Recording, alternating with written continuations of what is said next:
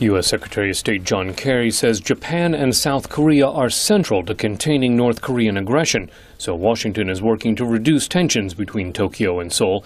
Deputy State Department spokesman Patrick Ventrell. We believe that strong and constructive relations between the countries in the region, particularly our allies South Korea and Japan, promote peace and stability and are in the interests of those countries and indeed of the United States. South Korean Foreign Minister Yoon Byung-se canceled a trip to Tokyo this week after Japanese cabinet ministers visited a controversial war shrine.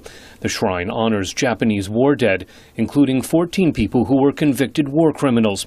For Koreans who lived under Japanese rule for decades, the shrine is a symbol of Japanese imperialism.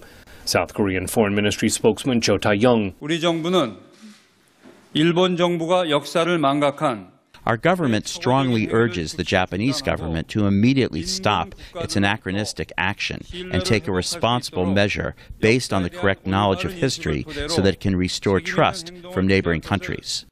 Japan says the shrine visits were private. Chief Cabinet Secretary Yoshihide Suga.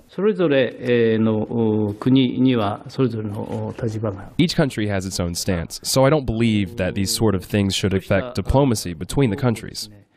Michael Oslin is director of Japan Studies at the American Enterprise Institute. He says this relationship is one of Washington's biggest problems. There is a whole host of issues that we talk about at the most very basic level because Japan and Korea can't get together, and it's long overdue for us to get Tokyo and Seoul to work more closely.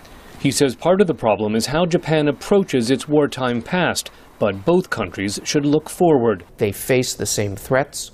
North Korea in the short term, and quite frankly, a significant challenge from China in the medium and long term. They must work better together. Tokyo and Seoul are also at odds over the Liancourt Rocks, small islands in the Sea of Japan that are currently controlled by South Korea.